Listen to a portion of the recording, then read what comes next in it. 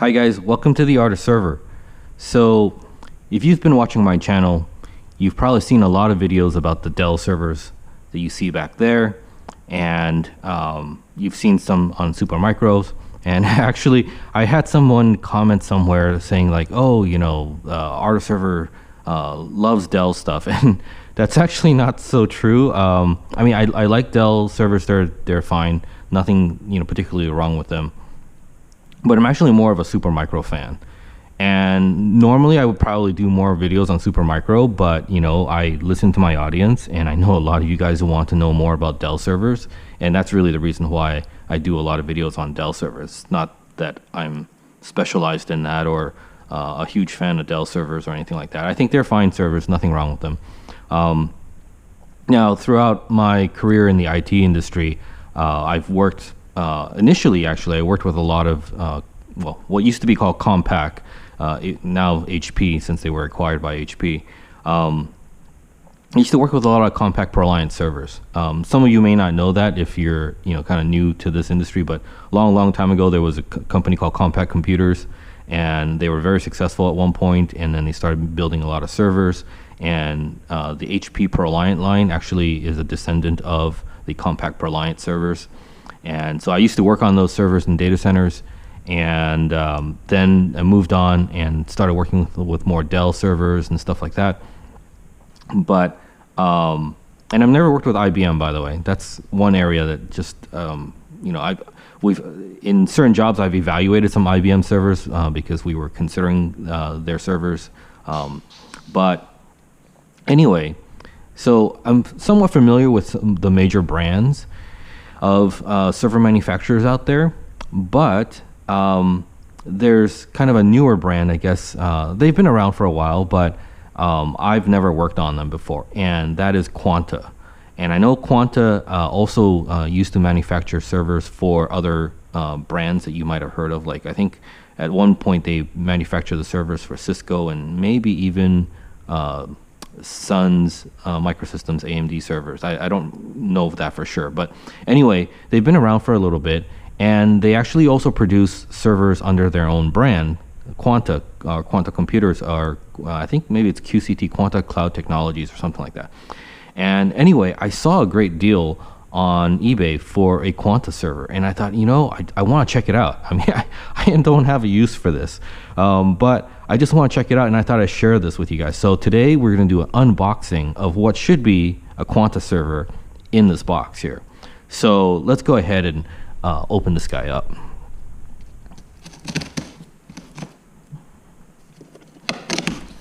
So this is supposed to be a 2U dual socket, I believe, Haswell Broadwell generation server. So now, if you guys want to know what vendor I got this from, send me an email and I'll tell you. I just don't want to mention their name because I don't necessarily want to come off as endorsing this vendor, and I've never actually worked with them before, so I just don't want to come off as if I'm endorsing them. But so far so good. I really like the way they packaged. This box is a little bit oversized for a 2U server, but I can see why they did that, and they have this foam, so that's actually really nice. Let's get this paper stuffing out of there. Yeah, so that's actually really nice packaging. This actually might turn out pretty well. A lot of times I order servers and they usually get beat up along the way. Sometimes they survive, sometimes they don't. But anyway, this is looking good so far. Here are the rails. These look kind of generic. I'm hoping they'll fit, of course, but yeah, I've seen these rails. I've pulled some servers from a data center once, and I saw these rails. I didn't know what they were for. I don't know if maybe they were with Quanta servers or not, but all right, let's put that aside. Some more paper on the side. Let me pull that out too. I have to say, this is actually one of the nicer packaging for servers that I've seen. All right, so I got to pull this guy out. Let's see if I can do this without breaking my back here. Let's see. All right.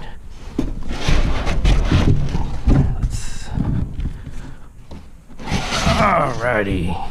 Okay. And yeah, let me kick that box aside. And let's put this server down. All right, should not have put the rails up here. All right, let me just lay this way so I can get the foam off.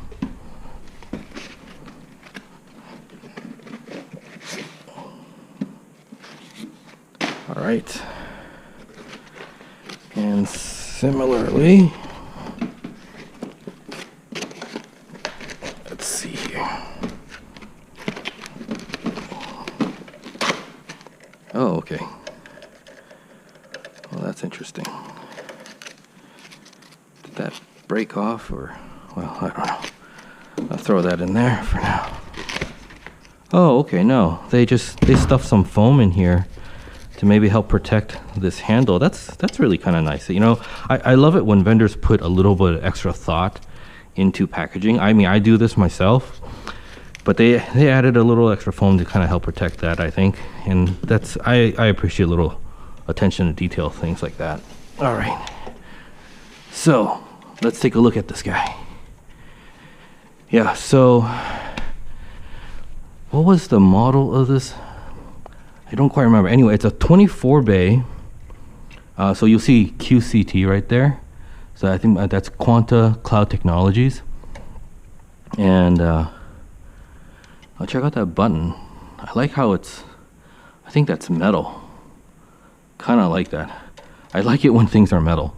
Oh man. All right, I just ripped that off.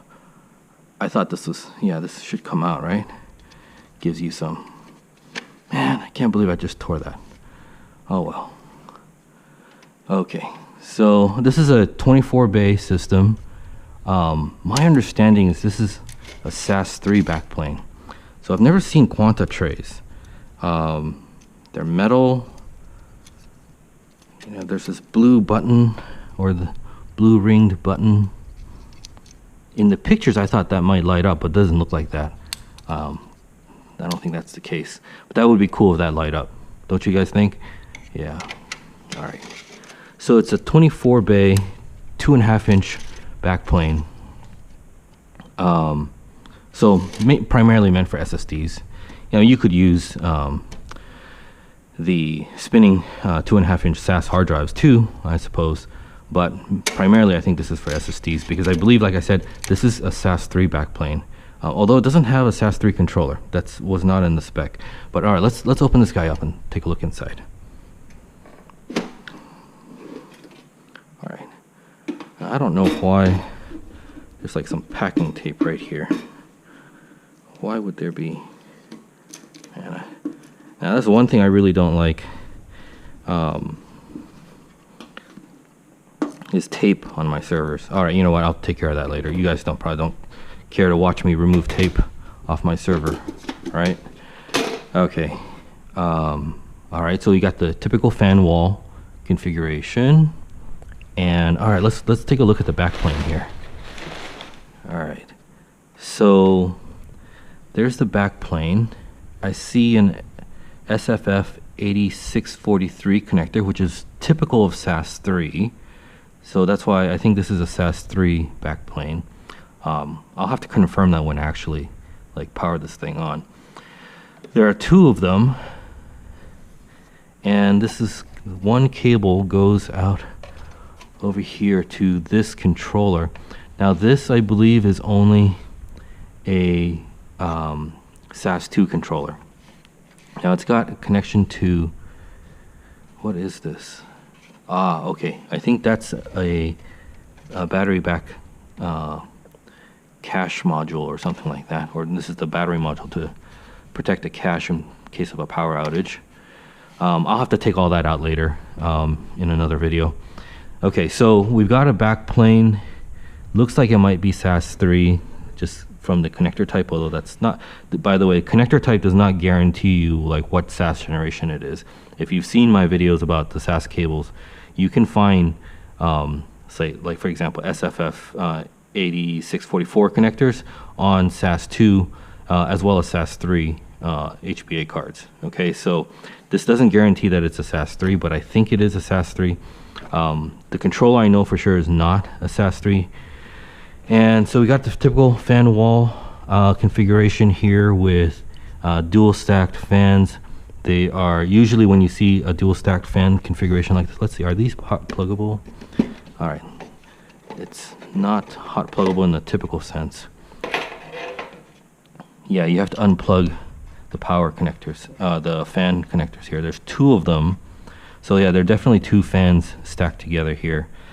And typically when they're stacked together like this, they're counter-rotating. So one rotates one way, the other one rotates the other way.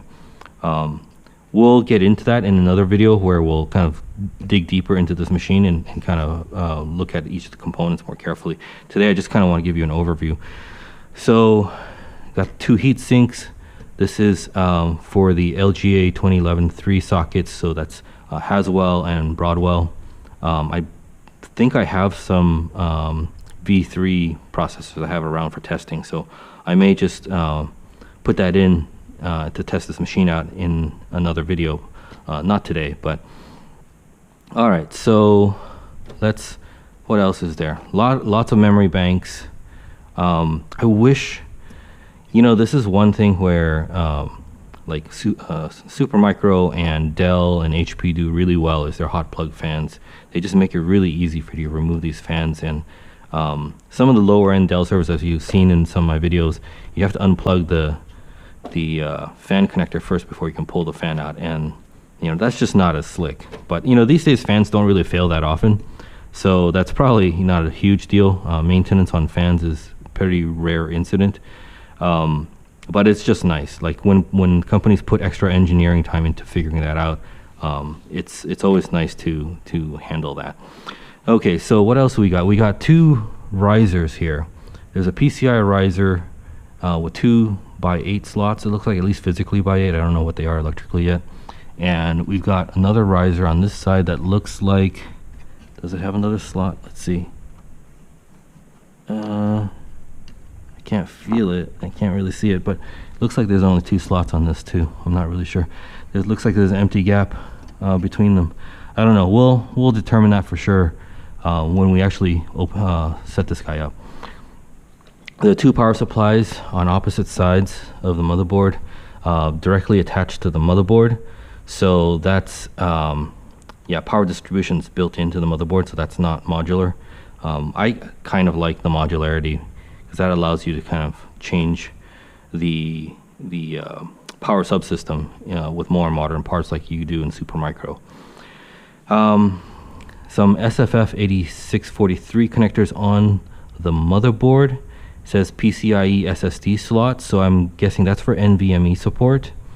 I don't know if this backplane can support NVMe or not. That would be kind of interesting. There's an SFF 8087 port. I don't really know what that's for. I don't believe there's an onboard SAS controller that I know of, but they may be using that for SATA ports. Sometimes they'll do that. There are 2 SAS ports that are connected to this little backplane in the back here. So this, I believe, is for like boot drive, or maybe like a pair of cache drives or something like that. You can do there. What else? On board, oh, there's another SFF 8087 port here. So I don't really know what that's about. I guess we'll dig into this in another video. And as I get, like I said, I've never worked with these servers before, so this is all kind of new to me. Onboard USB, I believe, headers there, and you know, so these PCI brackets are screwed in. I suppose the riser probably comes out, and then you can unscrew the PCI slots in order to remove the cards. I really like the systems where they have toolless PCI slots. That would have been awesome, but you know, anyway, that works. That's kind of the old school way of doing things. There are slots I believe it's called a mezzanine slot, and there's actually two of them here for the onboard network card. And if I'm not mistaken, let's take a look at this from the rear. Okay, if I'm not mistaken, yeah, this is a 10 gig. I think it's an Intel 10 gig NIC in there. So these are kind of like the mezzanine built on the motherboard slots, but there's also actually another one. So you can see here is a PCI connector, and you can actually install, I believe, a storage controller card, a SAS controller card, and that's what I have on order. I'm going to be checking that out soon. Except that there's a bracket that plugs into this PCI slot that holds that card and plugs into this little connector here. That bracket seems to be really hard to find, and then I think I might have gotten it, but I'm not really sure. I won't have to check that out. And what else? Onboard NIC, USB 3 ports, it looks like. Onboard VGA video and serial port, and these should be hot plug power supplies. Let's see, yeah. All right, so very compact, very small design. Let's see, what is the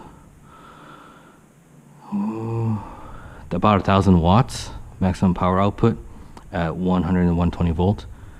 Okay, so this is about 1,000 watts here, which is fine. You know, this is not, I mean, unless you're using like 15,000 RPM SAS drives, you don't really need a lot of power if you have this thing filled up with SSDs. Okay, this is interesting. So they've got some sort of zip tie like thing. Is it on this one too? Yeah, so they have a zip tie like thing, probably help hold the power cord. All right, so, and oh yeah, let's take a look at the rear 2.5-inch bays. So these trays are different than the ones in the front. They have a different design here. They have one with kind of a ventilated face that matches the rear of the server there. So that's kind of interesting. Now, my understanding is this is SATA only, and that's probably because it's plugged into the SATA ports. Yeah, there's two SATA ports.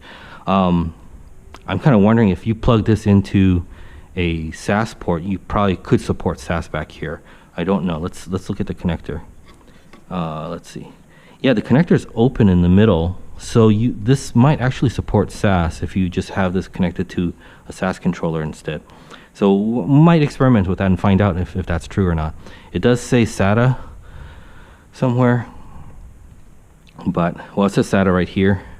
But I don't think that's a restriction of this backplane, because this is just a direct connection. So I doubt that's anything special there. Yeah, so anyway, there you have it, guys. That's a Quanta 2U. What is this? Oh, it's long power cord that goes, oh, okay, that's power to the backplane, I guess. It's to drive the backplane as well as all the front hard drive bays. All right, so anyway, just want to share this unboxing with you guys. And this is my first time messing around with a Quanta server. So this is a Quanta 2U Haswell Broadwell generation 2-socket system. And I can't remember, I think the model number was like D51B or something like that. Anyway, I'll look that up, and oh wait, here we are, D51B-2U. That's the model of the server. We got some front USB ports in here. Let's see. Okay, must be connected with a really thin ribbon cable through here into that. So yeah, and this looks like an ID button. So this is usually, there's a button where if you press this, it'll start blinking a light in the front and back of the server, so you can identify it in the rack when you've got a rack full of these type of machines. So anyway, yeah, we'll be playing around with this a little bit more, and hopefully you guys will kind of enjoy this. I'm kind of curious just to try this machine out and see, you know, what Quanta is all about. I've got a tray that's a little stuck here. Okay, all right, got it open. Great. All right, sorry guys, just got distracted from the stuck tray. All right, anyway, hope you like this. Hope you enjoyed the unboxing with me, and we're gonna see more videos about this guy coming up this year. All right. Hey, thanks a lot for watching, and hey, give me a like if you like this video, and remember to subscribe if you're new to the channel. All right, thanks a lot. Bye-bye.